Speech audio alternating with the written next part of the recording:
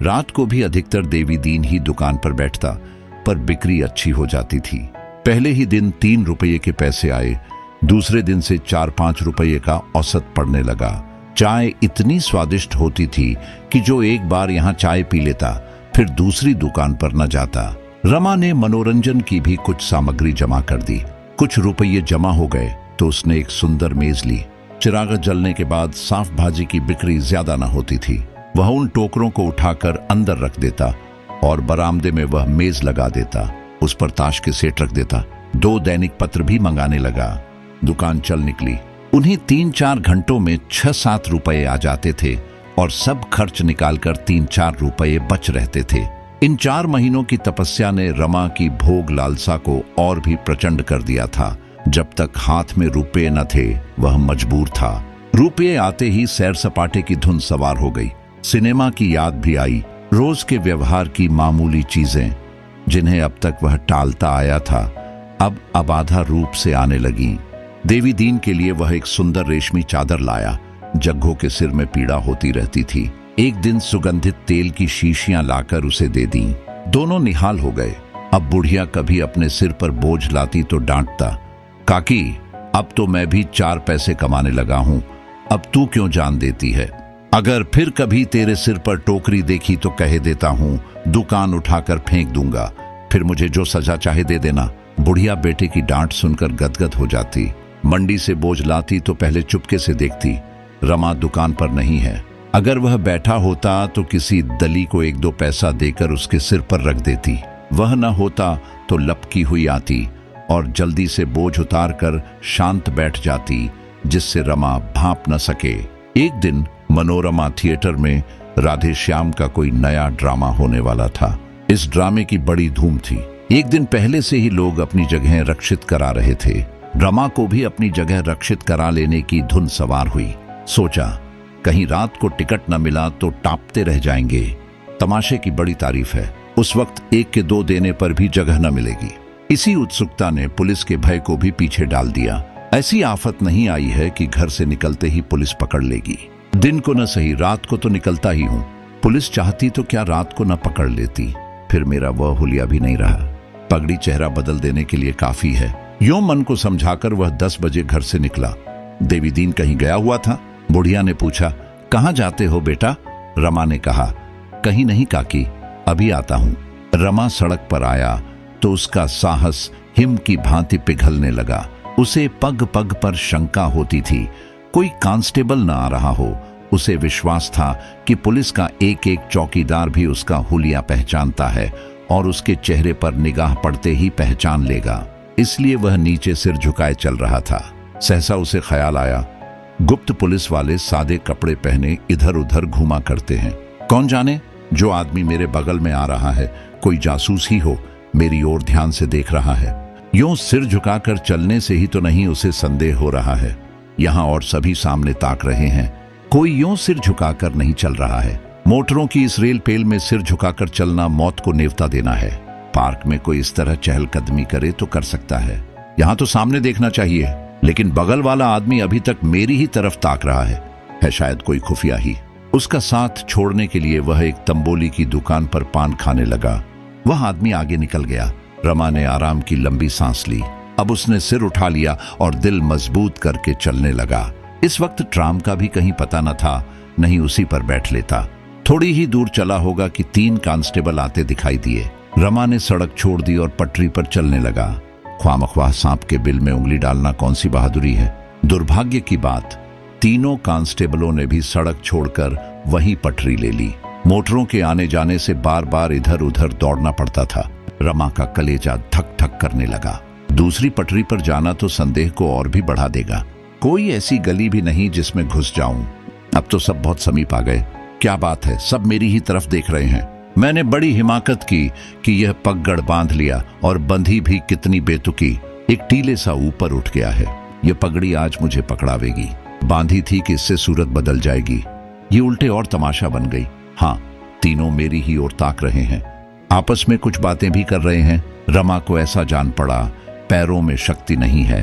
बस शायद सब मन में मेरा हुलिया मिला रहे हैं। अब नहीं बच सकता।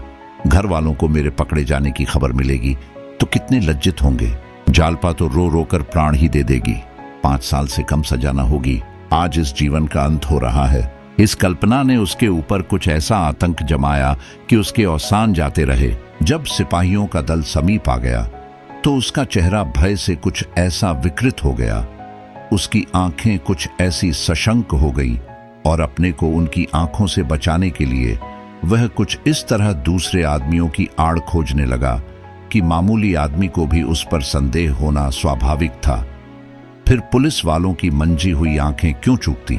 एक ने अपने साथी से कहा, यो मनई चोर न होए तो तुमरी टांगन ते निकर जाइब, कस चोरन की नाई ताकत है। दूसरा बोला, कुछ संदेह तो हमू का हुए रहा है, पुरे के पांडे असली चोर है। तीसरा आदमी मुसलमान था।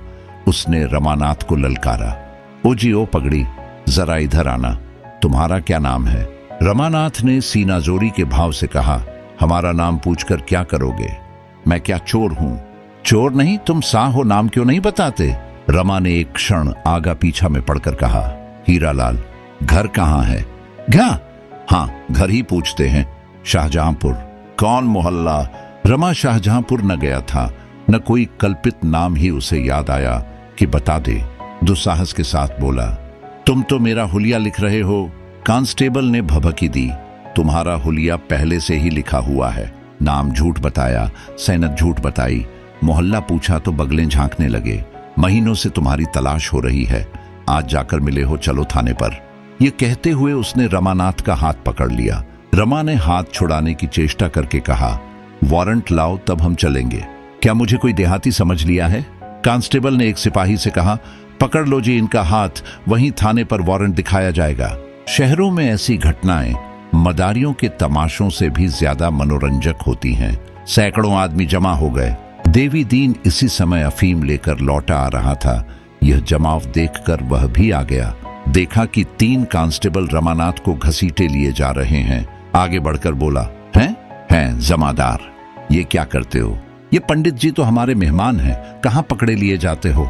तीनों कांस्टेबल देवी दीन से परिचित थे। रुक गए। एक ने कहा, तुम्हारे मेहमान हैं यह, कब से। देवी दीन ने मन में हिसाब लगाकर कहा, 4 महीने से कुछ बेशी हुए होंगे। मुझे प्रयाग में मिल गए थे, रहने वाले भी वहीं के हैं, मेरे साथ ही तो आए थे। मुसलमान सिपाही ने मन में प्रसन्न होकर कहा, इनका नाम क्या है। देवी दीन ने सिटपिटाकर कहा, नाम इन्होंने बताया ना होगा। सिपाहियों का संदेह दृढ़ हो गया।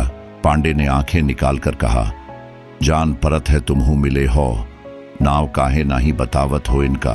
देवी दीन ने आधारहीन साहस के भाव से कहा, मुझसे रोब न जमाना पांडे, समझे, यहां धमकियों में नहीं आने के। मुसलमान सिपाही ने मानो मध्यस्थ बनकर कहा, बूढ़े बाबा तुम तो ख्वामख्वाह बिगड़ रहे हो, इनका नाम क्यों नहीं बतला देते। देवी दीन ने कातर नजरों से रमा की ओर देखकर कहा, हम लोग तो रमानाथ कहते हैं, असली नाम यही है या कुछ और, यह हम नहीं जानते। पांडे ने आंखें निकालकर हथेली को सामने करके कहा, बोलो पंडित जी, क्या नाम है तुम्हारा। रमानाथ या हीरालाल, या दोनों, एक घर का एक ससुराल का। तीसरे सिपाही ने दर्शकों को संबोधित करके कहा, नाम वह रमानाथ, बतावत है हीरालाल, सबूत हुए गवाह। दर्शकों में कानाफसी होने लगी। शुभे की बात तो है, साफ है नाम और पता दोनों गलत बता दिया। एक मारवाड़ी सज्जन बोले, उचक्को सो है। एक मौलवी साहब ने कहा, कोई इश्तिहारी मुलजिम है। जनता को अपने साथ देखकर सिपाहियों को और भी जोर हो गया। रमा को भी अब उनके साथ चुपचाप चले जाने ही में अपनी कुशल दिखाई दी। इस तरह सिर झुका लिया, मानो उसे इसकी बिल्कुल परवाह नहीं है कि उस पर लाठी पड़ती है या तलवार। इतना अपमानित वह कभी न हुआ था। जेल की कठोरतम यातना भी इतनी ग्लानि न उत्पन्न करती। थोड़ी देर में पुलिस स्टेशन दिखाई दिया। दर्शकों की भीड़ बहुत कम हो गई थी। रमा ने एक बार उनकी ओर लज्जित आशा के भाव से ताका। देवी दीन का पता न था। रमा के मुंह से एक लंबी सांस निकल गई। इस विपत्ति में क्या यह सहारा भी हाथ से निकल गया। 34 पुलिस स्टेशन के दफ्तर में इस समय बड़ी मेज के सामने 4 आदमी बैठे हुए थे। एक दारोगा थे, गोरे से, शौकीन, जिनकी बड़ी बड़ी आंखों में कोमलता की झलक थी। उनकी बगल में नायब दारोगा थे। यह सिख थे, बहुत हंसमुख, सजीवता के पुतले, गेहुआ रंग, सुडौल, सुगठित शरीर, अब सिर पर केश था। हाथों में कड़ेर पर सिगार से परहेज न करते थे। मेज की दूसरी तरफ इंस्पेक्टर और डिप्टी सुपरिंटेंडेंट बैठे हुए थे। इंस्पेक्टर अधेड़, सांवला, लंबा आदमी था, कौड़ी की सी आंखें, फले हुए गाल और ठिगना कदब। डिप्टी सुपरिंटेंडेंट लंबा छरहरा जवान था, बहुत ही विचारशील और अल्पभाषीब। इसकी लंबी नाक और ऊंचा मस्तक उसकी कुलीनता के साक्षी थे। डिप्टी ने सिगार का एक कश लेकर कहा, बाहरी गवाहों से काम नहीं चल सकेगा, इनमें से किसी को अप्रूवर बनना होगा और कोई अल्टरनेटिव नहीं है। इंस्पेक्टर ने दारोगा की ओर देखकर कहा, हम लोगों ने कोई बात उठा तो नहीं रखी, हलफ से कहता हूं सभी तरह के लालच देकर हार गए। सबों ने ऐसी गुट कर रखी है कि कोई टूटता ही नहीं। हमने बाहर के गवाहों को भी आजमाया, पर सब कानों पर हाथ रखते हैं। डिप्टी, उस मारवाड़ी को फिर आजमाना होगा, उसके बाप को बुलाकर खूब धमकाइए, शायद इसका कुछ दबाव पड़े। इंस्पेक्टर हलफ से कहता हूं आज सुबह से हम लोग यही कर रहे हैं। बेचारा बाप लंके के पैरों पर गिरा, पर लड़का किसी तरह राजी नहीं होता। कुछ देर तक चारों आदमी विचारों में मग्न बैठे रहे। अंत में डिप्टी ने निराशा के भाव से कहा, मुकदमा नहीं चल सकता, मुफ्त का बदनामी हुआ। इंस्पेक्टर, एक हड़ताल की मोहलत और लीजिए, शायद कोई टूट जाए। ये निश्चय करके दोनों आदमी यहां से रवाना हुए। छोटे दारोगा भी उसके साथ ही चले गए। दारोगा जी ने हुक्का मंगवाया कि सहसा एक मुसलमान सिपाही ने आकर कहा, दारोगा जी लाइए, कुछ इनाम दिलवाइए, एक मुलजिम को शुबह पर गिरफ्तार किया है। इलाहाबाद का रहने वाला है, नाम है रमानाथ। पहले नाम और सयनत दोनों गलत बतलाई थी। देवीदीन खटिक जो नुक्कड़ पर रहता है उसी के घर ठहरा हुआ है। जरा डांट बताइएगा तो सब कुछ उगल देगा। दारोगा वही है ना जिसके दोनों लंके? सिपाही, जी हाँ वही है। इतने में रमानाथ भी दारोगा के सामने हाजिर किया गया। दारोगा ने उसे सिर से पांव तक देखा, मानो मन में उसका हुलिया मिला रहे हों। तब कठोर दृष्टि से देखकर बोले, अच्छा यह इलाहाबाद का रमानाथ है। खूब मिले भाई, 6 महीने से परेशान कर रहे हो। कैसा साफ हुलिया है कि अंधा भी पहचान ले। यहां कब से आए हो? कांस्टेबल ने रमा को परामर्श दिया। सब हाल सच सच कह दो तो तुम्हारे साथ कोई सख्ती न की जाएगी। रमा ने प्रसन्न चित्त बनने की चेष्टा करके कहा, अब तो आपके हाथ में हूं, रियायत कीजिए या सख्ती कीजिए। इलाहाबाद की म्यूनिसिपैलिटी में नौकर था। हिमाकत कहिए या बदनसीबी, चुंगी के 400 रुपये मुझसे खर्च हो गए। मैं वक्त पर रुपये जमा न कर सका। शर्म के मारे घर के आदमियों से कुछ न कहा, नहीं तो इतने रुपये इंतजाम हो जाना कोई मुश्किल न था। जब कुछ बस न चला तो वहां से भागकर यहां चला आया। इसमें एक हर्फ भी गलत नहीं है। दारोगा ने गंभीर भाव से कहा, मामला कुछ संगीन है, क्या कुछ शराब का चस्का पड़ गया था? मुझसे कसम ले लीजिए जो कभी शराब मुंह से लगाई हो। कांस्टेबल ने विनोद करके कहा, मोहब्बत के बाजार में लुट गए होंगे हुजूर। रमा ने मुस्कुराकर कहा, मुझसे फाके मस्तों का वहां कहां गुजर। दारोगा, तो क्या जुआ खेल डाला या बीवी के लिए जेवर बनवा डाले? रमा झेंप कर रह गया। अपराधी मुस्कुराहट उसके मुख पर रो पड़ी। दारोगा, अच्छी बात है, तुम्हें भी यहां खासे मोटे जेवर मिल जाएंगे। एकाएक बूढ़ा देवीदीन आकर खड़ा हो गया। दारोगा ने कठोर स्वर में कहा, क्या काम है यहां? देवीदीन हुजूर को सलाम करने चला आया। इन बेचारों पर दया की नजर रहे हुजूर, बेचारे बड़े सीधे आदमी हैं। दारोगा, बचा सरकारी मुलजिम को घर में छिपाते हो, उस पर सिफारिश करने आए हो। देवीदीन, मैं क्या सिफारिश करूंगा हुजूर? 2 कौड़ी का आदमी। दारोगा जानता है इन पर वारंट है, सरकारी रुपये गबन कर गए हैं। देवीदीन, हुजूर भूल चूक आदमी से ही तो होती है, जवानी की उम्र है ही, खर्च हो गए होंगे। यह कहते हुए देवीदीन ने 5 गिन्नियां कमर से निकालकर मेज पर रख दी। दारोगा ने तड़प कर कहा, यह क्या है? देवीदीन, कुछ नहीं है, हुजूर को पान खाने को। दारोगा, रिश्वत देना चाहता है। क्यों? कहो तो बचा, इसी इल्जाम में भेज दूं। देवीदीन, भेज दीजिए सरकार, घर वाली लकड़ी कफन की फिक्र से छूट जाएगी, वहीं बैठा आपको दुआ दूंगा। दारोगा, अबे इन्हें छुड़ाना है तो 50 गिन्नियां लाकर सामने रखो।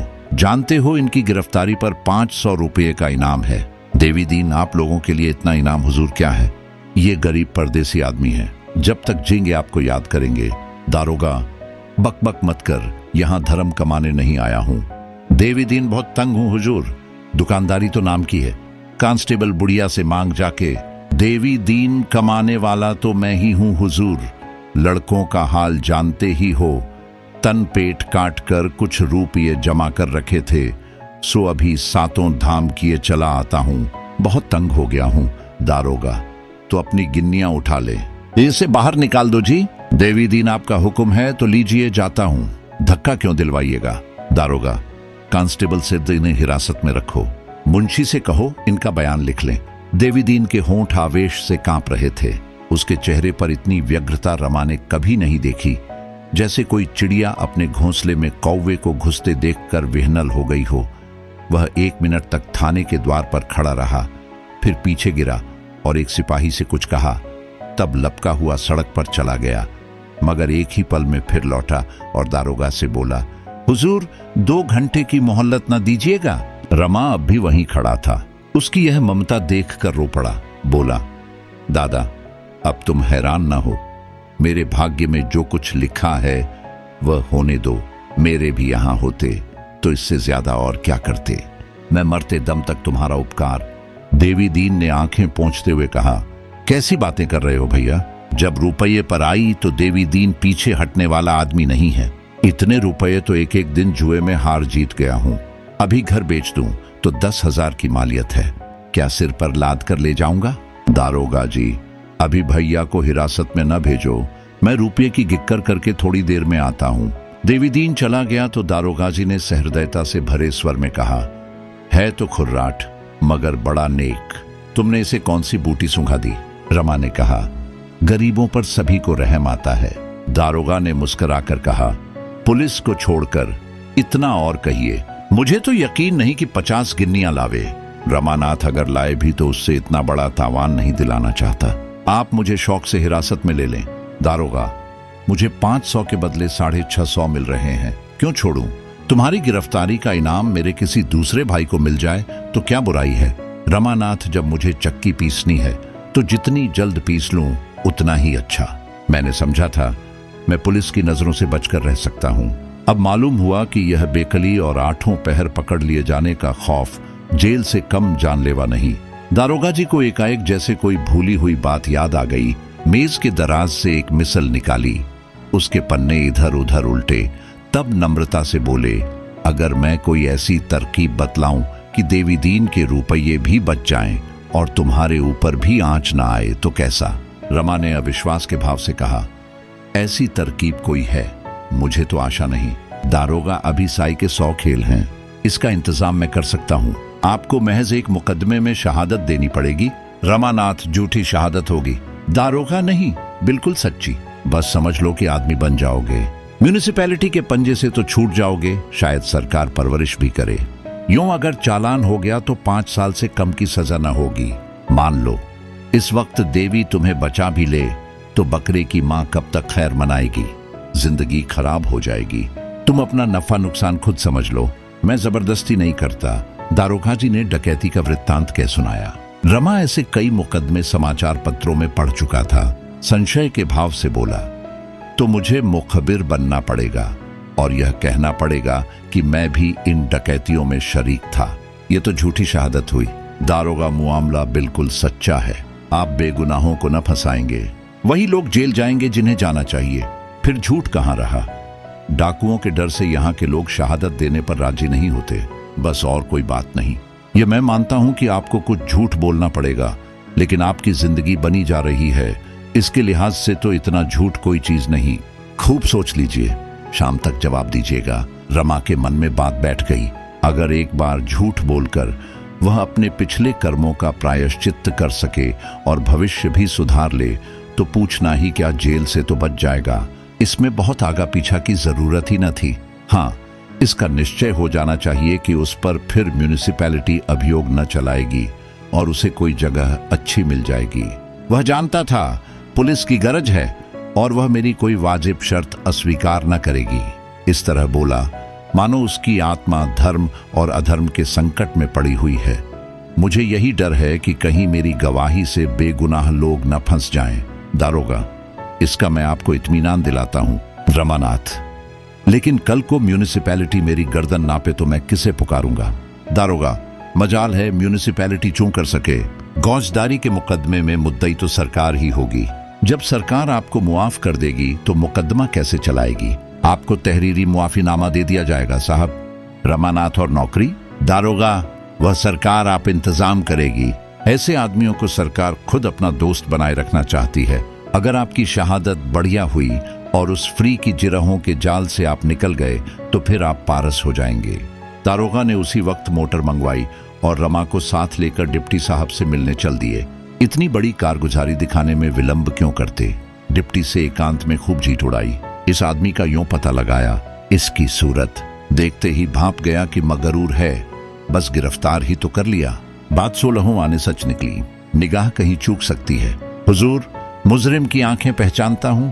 इलाहाबाद की म्यूनिसिपैलिटी के रुपए गबन करके भागा है। इस मामले में शहादत देने को तैयार है। आदमी पढ़ा लिखा, सूरत का शरीफ और ज़हीन है। डिप्टी ने संदिग्ध भाव से कहा, हाँ, आदमी तो होशियार मालूम होता है, मगर मुआफीनामा लिए बगैर इसे हमारा एतबार ना होगा। कहीं इसे यह शुबहा हुआ कि हम लोग इसके साथ कोई चाल चल रहे हैं तो साफ निकल जाएगा। डिप्टी, यह तो होगा ही। गवर्नमेंट से इसके बारे में बातचीत करना होगा। आप टेलीफोन मिलाकर इलाहाबाद पुलिस से पूछिए कि इस आदमी पर कैसा मुकदमा है। यह सब तो गवर्नमेंट को बताना होगा। दारोगा जी ने टेलीफोन डायरेक्टरी देखी, नंबर मिलाया और बातचीत शुरू हुई। डिप्टी क्या बोला? दारोगा कहता है, यहां इस नाम के किसी आदमी पर मुकदमा नहीं है। डिप्टी, ये कैसा है भाई? कुछ समझ में नहीं आता। इसने नाम तो नहीं बदल दिया? दारोगा कहता है, म्यूनिसिपैलिटी में किसी ने रुपये गबन नहीं किए, कोई मामला नहीं है। डिप्टी, ये तो बड़ा ताज्जुब का बात है। आदमी बोलता है हम रुपया लेकर भागा, म्यूनिसिपैलिटी बोलता है कोई रुपया गबन नहीं किया। यह आदमी पागल तो नहीं है?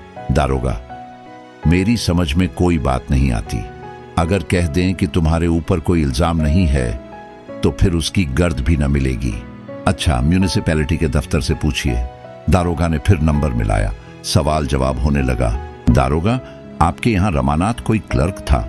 जवाब, जी हां था। दारोगा, वह कुछ रुपए गबन करके भागा है? जवाब, नहीं, वह घर से भागा है पर गबन नहीं किया। क्या वह आपके यहां है? दारोगा, जी हां, हमने उसे गिरफ्तार किया है। वह खुद कहता है कि मैंने रुपये गबन किए। बात क्या है? जवाब, पुलिस तो लाल बुजक्कड़ है, जरा दिमाग लड़ाइए। दारोगा, यहां तो अक्ल काम नहीं करती। जवाब, यही क्या, कहीं भी काम नहीं करती। सुनिए, रमानाथ ने मीजान लगाने में गलती की, डर कर भागा। बाद को मालूम हुआ कि तहबील में कोई कमी न थी। आई समझ में बात। डिप्टी, अब क्या करना होगा? खां साहब, अब चिड़िया हाथ से निकल गया। दारोगा, निकल कैसे जाएगी हुजूर? अब रमानाथ से यह बात कही ही क्यों जाए? बस उसे किसी ऐसे आदमी से मिलने न दिया जाए जो बाहर की खबरें पहुंचा सके। घर वालों को उसका पता अब लग जावेगा ही। कोई ना कोई जरूर उसकी तलाश में आवेगा। किसी को ना आने दें। तहरीर में कोई बात न लाई जाए। जबानी इत्मीनान दिला दिया जाए। कह दिया जाए कमिश्नर साहब को मुआफीनामा के लिए रिपोर्ट की गई है। इंस्पेक्टर साहब से भी राय ले ली जाए। इधर तो ये लोग सुपरिंटेंडेंट से परामर्श कर रहे थे। उधर 1 घंटे में देवीदीन लौटकर थाने आया तो कांस्टेबल ने कहा, दारोगा जी तो साहब के पास गए। देवीदीन ने घबराकर कहा, तो बाबूजी को हिरासत में डाल दिया? कांस्टेबल, नहीं, उन्हें भी साथ ले गए। देवीदीन ने सिर पीट कर कहा, पुलिस वालों की बात का कोई भरोसा नहीं। कह गया कि 1 घंटे में रुपये लेकर आता हूं, मगर इतना भी सब्र न हुआ। सरकार से 500 तो मिलेंगे, मैं 600 देने को तैयार हूं। हाँ, सरकार में कारगुजारी हो जाएगी और क्या वहीं से उन्हें परागराज भेज देंगे, मुझसे भेंटों भी ना होगी। बुढ़िया रो रो कर मर जाएगी। यह कहता हुआ देवीदीन वहीं जमीन पर बैठ गया। कांस्टेबल ने पूछा, तो यहां कब तक बैठे रहोगे? देवीदीन ने मानो कोड़े की काट से आहत होकर कहा, अब तो दारोगाजी से 2-2 बातें करके ही जाऊंगा, चाहे जेहल ही जाना पड़े, पर फटकारूंगा जरूर, बुरी तरह फटकारूंगा। आखिर उनके भी तो बाल बच्चे होंगे। क्या भगवान से जरा भी नहीं डरते? तुमने बाबूजी को जाति बार देखा था, बहुत रंजीदा थे। कांस्टेबल, रंजीदा तो नहीं थे, खांसी तरह हंस रहे थे। दोनों जने मोटर में बैठकर गए हैं। देवीदीन ने अविश्वास के भाव से कहा, हंस क्या रहे होंगे बेचारे, मुंह से चाहे हंस लें, दिल तो रोता ही होगा। देवीदीन को यहां बैठे 1 घंटा भी न हुआ था कि सहसा जग्घो आ खड़ी हुई। देवीदीन को द्वार पर बैठे देखकर बोली, तुम यहाँ क्या करने लगे? भैया कहाँ हैं? देवी दीन ने मर्माहत होकर कहा। भैया को ले गए सुप्रीडेंट के पास। न जाने भेंट होती है कि ऊपर ही ऊपर परागराज भेज दिए जाते हैं। जग्गो दारोगा जी भी बड़े हुए हैं। कहाँ तो कहाँ था कि इतना लेंगे, कहाँ लेकर चल दिए। देवी दीन इसीलिए तो बैठा हूं कि आवे तो दो दो बातें कर लूं। जग्गो हाँ, फटकारना जरूर। जो अपनी बात का नहीं वह अपने बाप का क्या होगा। मैं तो खरी कहूंगी, मेरा क्या कर लेंगे। देवी दीन दुकान पर कौन है? जग्गो बंद कर आई हूं। अभी बेचारे ने कुछ खाया भी नहीं। सवेरे से वैसे ही हैं। चूल्हे में जाए वह तमाशा उसी के टिकट लेने तो जाते थे। न घर से निकलते तो काहे को यह बला सिर पड़ती। देवी दीन जो उधार ही से पराग भेज दिया तो जग्गो तो चिट्ठी तो आवेगी ही, चलकर वहीं देख आवेंगे। देवी दीन आंखों में आंसू भरकर सज्जा हो जाएगी। जग्गो रुपया जमा कर देंगे तब काहे को होगी। सरकार अपने रुपये ही तो लेगी। देवी दीन नहीं पगली, ऐसा नहीं होता। चोर माल लौटा दे तो वह छोड़ थोड़े ही दिया जाएगा। जग्गो ने परिस्थिति की कठोरता अनुभव करके कहा। दारोगा जी, वह अभी बात भी पूरी न करने पाई थी कि दारोगा जी की मोटर सामने आ पहुंची। इंस्पेक्टर साहब भी थे। रमा इन दोनों को देखते ही मोटर से उतर कर आया और प्रसन्न मुख से बोला, तुम यहां देर से बैठे हो क्या दादा? आओ कमरे में चलो। अम्मा तुम कब आई? दारोगा जी ने विनोद करके कहा। कहो चौधारी, लाए रुपये? देवी दीन जब कह गया कि मैं थोड़ी देर में आता हूं तो आपको मेरी राह देख लेनी चाहिए थी।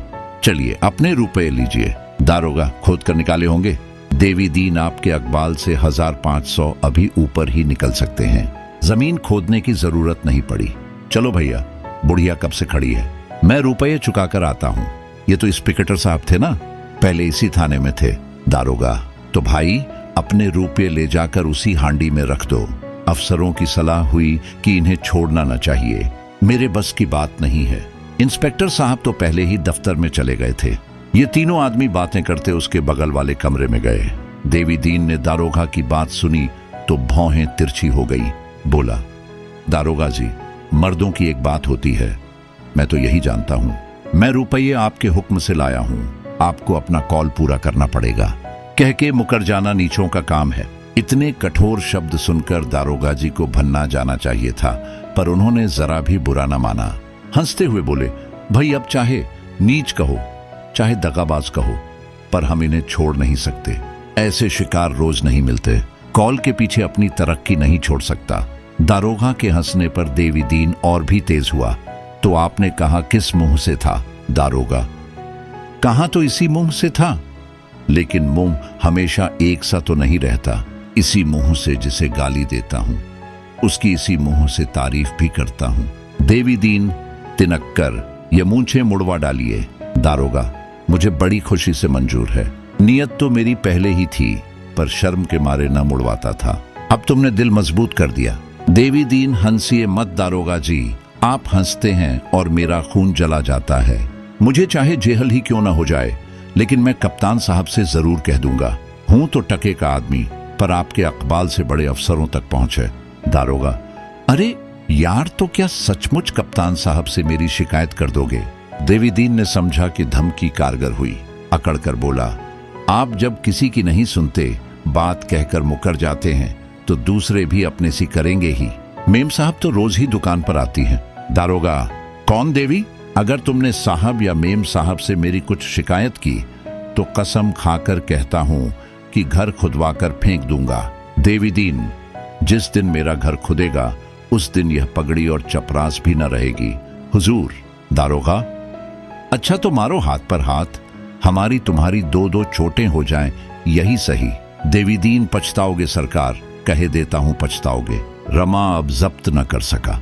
अब तक वह देवी दीन के बिगड़ने का तमाशा देखने के लिए भीगी बिल्ली बना खड़ा था। कह कहा मारकर बोला, दादा, दारोगा जी तुम्हें चिढ़ा रहे हैं। हम लोगों में ऐसी सलाह हो गई है कि मैं बिना कुछ ले दिए ही छूट जाऊंगा, ऊपर से नौकरी भी मिल जाएगी। साहब ने पक्का वादा किया है, मुझे अब यहीं रहना होगा। देवी दीन ने रास्ता भटके हुए आदमी की भांति कहा, कैसी बात है भैया, क्या कहते हो? क्या पुलिस वालों के चकमे में आ गए? इसमें कोई न कोई चाल जरूर छिपी होगी। रमा ने इत्मीनान के साथ कहा, और बात नहीं, एक मुकदमे में शहादत देनी पड़ेगी। देवी दीन ने संशय से सिर हिलाकर कहा, झूठा मुकदमा होगा? रमानाथ, नहीं दादा, बिल्कुल सच्चा मामला है, मैंने पहले ही पूछ लिया है। देवी दीन की शंका शांत न हुई।